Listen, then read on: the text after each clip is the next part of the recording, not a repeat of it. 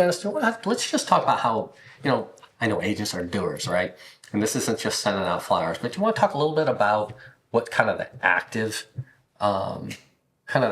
process of geographic farming is? Yeah, well, if you want to ramp this up a little bit, if I was in a geographic sphere of influence environment, if I really wanted to do geographic prospecting, I would have a party every week.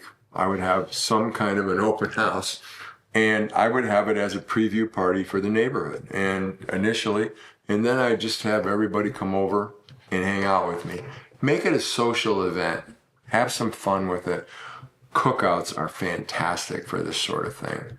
And directionals, flyers, Craigslist, do anything and everything possible you can to create an event, not just an open house, but showcase that house. You don't have to worry about showcasing yourself. You're doing that through the house, which is the magical part of that process.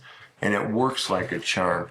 So we teach an entire class on this, on hot market marketing and how to do an open house. There's an hour's worth of information in there about how to turn an open house into something really fantastic. When you talk about being part of the neighborhood, I was years ago, and matter of fact, it's not even years ago because we still do this just recently even.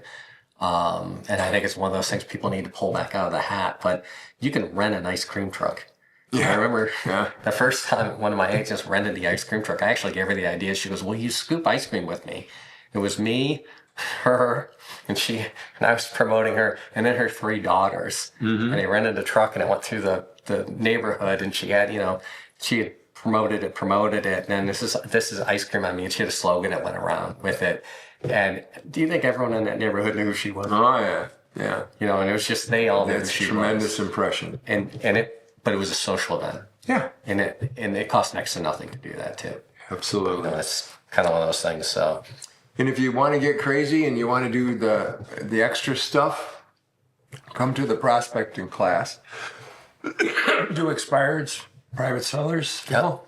Yeah, expires at the door. Why would they not talk to you, right? You won't get every listing, but maybe it's going to be one of those that, why wouldn't they talk to you? You are the expert. And I was, how powerful that is. And guys, this is the other thing, too. In a down market, they may have a friend that's a real estate agent or a part-time agent who's a cousin. Now, all of a sudden, this is what happens, too. They want to talk to the area expert. They want to do business with that person, especially if they had a bad experience. Right, especially if they had bad experience, that you are going to be the person that's going to be, right? You can talk to the private sellers on the phone or at the door. You can preview every new listing the first day it's on the market. Make sure that you are the one telling everybody about those listings, whether it's your listing or not. You can still promote that listing, right? You want to be in them so you know what they are. If you don't get them, you want to be at the neighborhood garage sales. There was actually agents who have sponsored garage sales. They were having a garage sale. They gave them signs to point to the house that actually had their name on it too. Smart. Sign provided by Dennis Very smart. Realty. Have some fun with this. That's the one thing I think that this becomes your creativity too, right? Rentals, old expireds, all these things, you're the person that's going to reach out to do that. Just become the go-to real estate resource for the entire community. Yeah, it's a good way. That's 100% a good way to put that. Some additional points on. That's one of the go ahead. The more passive stuff, right? Passive stuff. Yeah. Go ahead. Yeah, I mean, one of the things that maybe it's ultimately where you want to live. We've had agents that wanted to raise their average price and actually moved into an area of that price range. And that's kind of the passive way. Just living in there is a way it could work. Dennis and I have an old friend that still farms the neighborhood. He used to farm 3 very large neighborhoods until he retired, kind of semi-retired, was down to 1. I said, well, how's that go? And he goes, there's 36 houses in the neighborhood. I walk the neighborhood with my dog, my wife. We put a monthly flyer in there. They get a calendar once a year. Quarterly, I give them an update of what's going on. He goes, it's not too bad. 36 listings. I send out, I pass out 36 houses in the neighborhood. He said he passes out 34, so he skips 1 house. Didn't ask him why. Doesn't send them himself. And he goes, it wasn't too bad. There were 4 listings in the neighborhood last year. I got 3 of the 4. I double dipped 1 of them based on the price range. He goes, it just wasn't too bad to make $38,000 walking the neighborhood once a week. And it does kind of become that, right? But you can drive the area, the community involvement. We talked about sponsoring a little league team, sponsoring different things that are going on in the community, the things that can happen, postcards, just listed, just sold postcards. It just ramps up what you do, and it's just part of the process. Doesn't take much extra effort. Passive business, have a buyer flyer for the neighborhood. We have buyers for your neighborhood.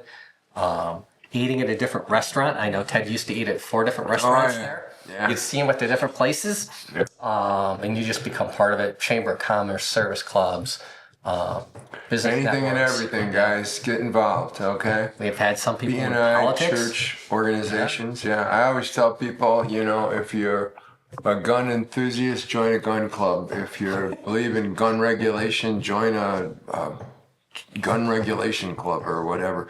Do something. Get involved, not necessarily politically, but get involved in some kind of organization that has a common purpose. One of the best things you can do is outreach, because people that are involved in outreach, involved in charity, trying to give back to the community, they're not only good people, but they know a ton of people. And here's the cool part. The people they know are good people too. So, give some thought to some larger purpose organizations that you believe in, that you're passionate about, and get involved in them, okay? Lord knows we need that kind of involvement in our community right now on all levels and across the political spectrum. We need people who want to get involved and want to change something for somebody less fortunate than themselves. Yeah. The whole synergy goes. There is, I think, one point on this particular. All these things involve strong follow-up programs.